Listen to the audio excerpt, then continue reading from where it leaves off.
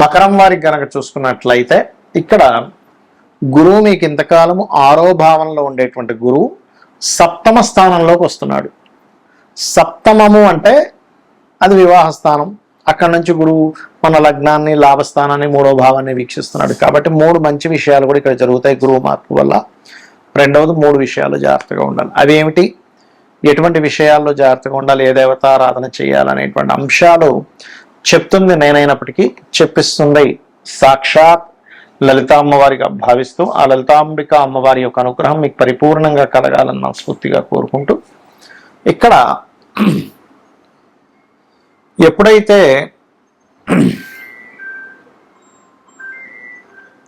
ఈ గురువు యొక్క దృష్టి అంటే సప్తమంలోకి ఇంతకాలం 6లో ఉన్నప్పుడు ఏంటంటే స్త్రీలతోని లేదా గురువులతోని కొన్ని గొడవలు ఉన్నటువంటివి క్లియర్ అవుతాయండి. 6లో ఉండే గురువు సప్తమంలోకి వస్తున్నందుకు. అయితే అక్కడ ఉండే గురువు లగ్నాన్ని వీక్షించినందుకు తెలియని ఒక కాన్ఫిడెన్స్ పెరుగుతుంది మనిషికి. ఎస్ నేను చేయగలను, నాకు పర్లేదు, భగవంతుడు ఉన్నాడు, లేదు మాకు ఏదో ఒక అనుగ్రహం ఉంది, నాకు నేను చేయగలను అని ఒక తెలియని ఒక కాన్ఫిడెన్స్ పెరుగుతుంది. అన్నిటికంటే ముఖ్యమైనది అది గురువు దృష్టి ఉన్నప్పుడు గుర్తుపెట్టుకోండి. సప్తమం నుంచి లేదా సామాజికంగా నేను బాగా వెళ్ళగలుగుతున్నా అనే ఫీలింగ్ అయినా వస్తుంది ఆ వ్యక్తికి. అలాగే చేసే వ్యాపారాలు, అందులోని ముఖ్యంగా భూ సంబంధించిన వ్యాపారాలు ఉంటాయి, మీడియేటింగ్ చేసేవి కొన్ని ఉంటుంటాయి, మధ్యవర్తిత్వంగా ఉండేవి అటువంటివి. ఈ వ్యాపారాల్లో కూడా కొంతమంది చూడండి ప్రవచనాలు చెప్పడం, పూజాది కార్యక్రమాలు చేయించడం, లేకపోతే డిజిటల్ మార్కెటింగ్ అంటూ ఉంటాం. డిజిటల్ మార్కెటింగ్ రిలేటెడ్ సంబంధించినటువంటి విషయంలో బాగా కలిసి రావడము ఇటువంటివి బలంగా ఉన్నాయి చెప్పాలంటే. కావున ఈ యొక్క విషయంలో మీరు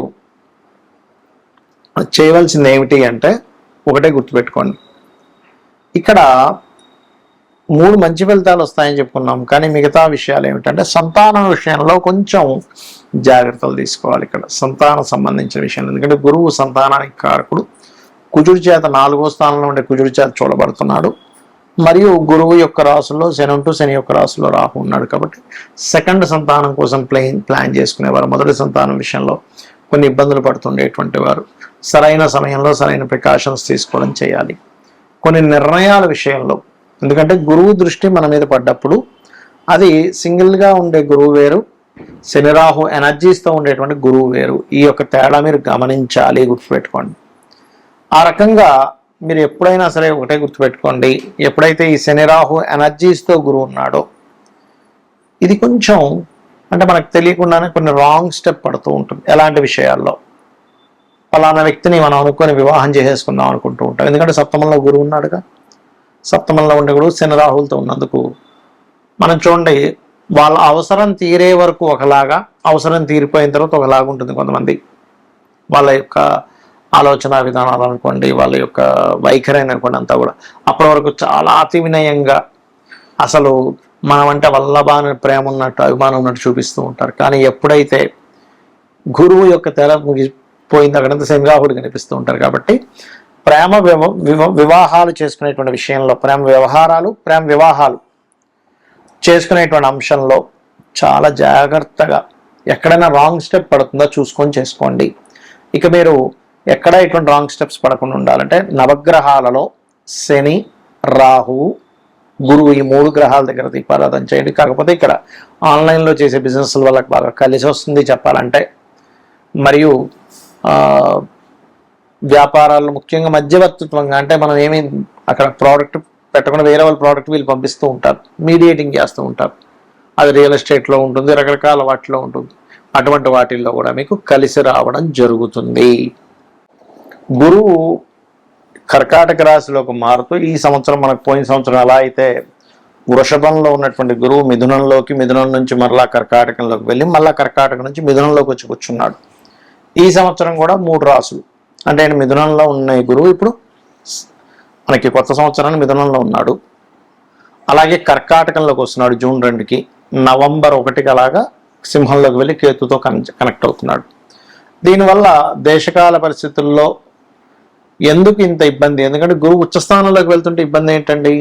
నేను చాలా రోజుల క్రితం చెప్పాను ఏమండి, గురువు కాదు, గురువు యొక్క స్వరూపం పూర్తిగా పాడైంది అని.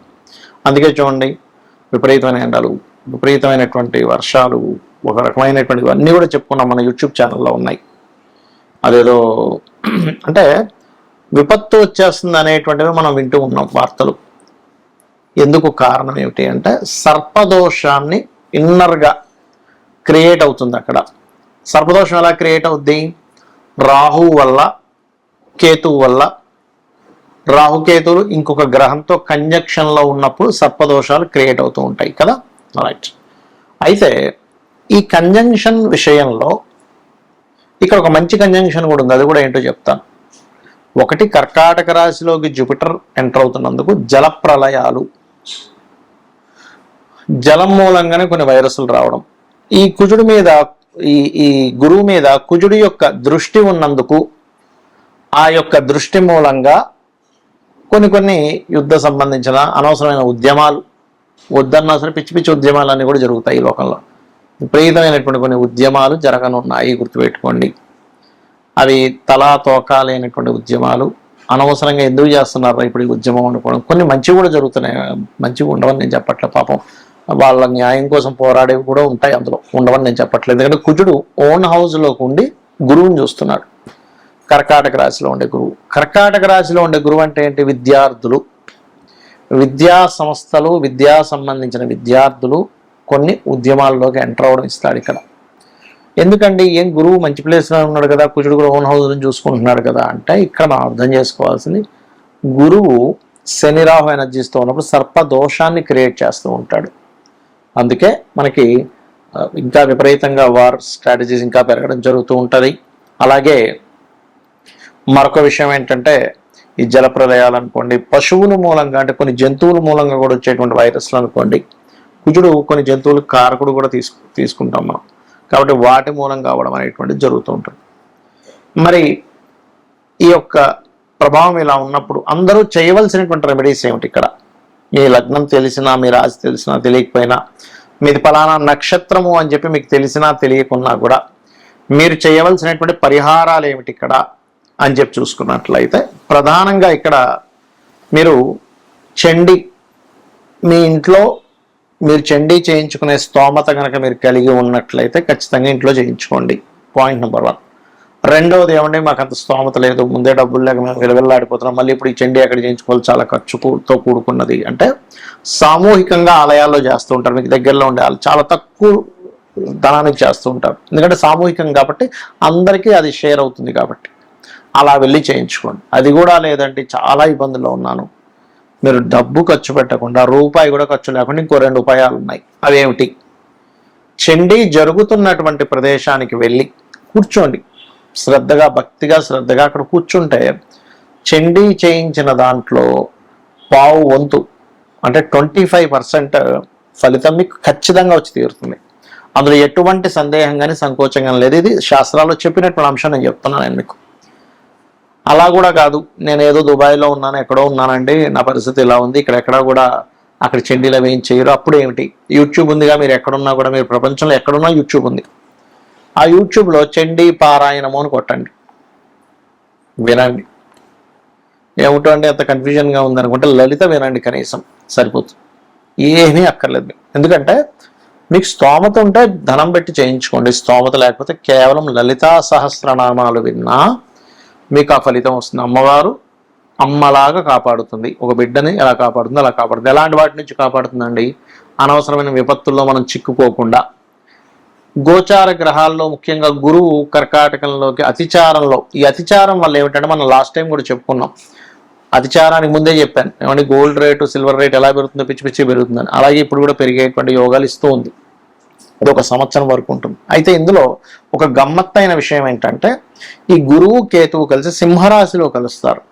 అదొక సాధనా సమయంగా చెప్తారు శాస్త్రంలో. అంటే ఎవరైనా సాధకులు కొన్ని గురువుల దగ్గర కొన్ని మంత్రాలు తీసుకొని, లేకపోతే కొన్ని బీజాక్షరాలతో కూడినటువంటి ఉపదేశం తీసుకొని చేస్తూ ఉంటారు. వారికి నవంబర్ 1వ తేదీ నుంచి 25వ తేదీ వరకు ఈ 25 రోజులు సాధనా సమయంగా చెప్పుకోవచ్చు. కాబట్టి ఇలా చేయండి. మరియు మనకి ఇప్పుడు పుష్కరాలు వస్తున్నాయి, పుష్కరాల దగ్గర కూడా చాలా జాగ్రత్తగా ఉండండి. శ్రీమాత్రే నమః.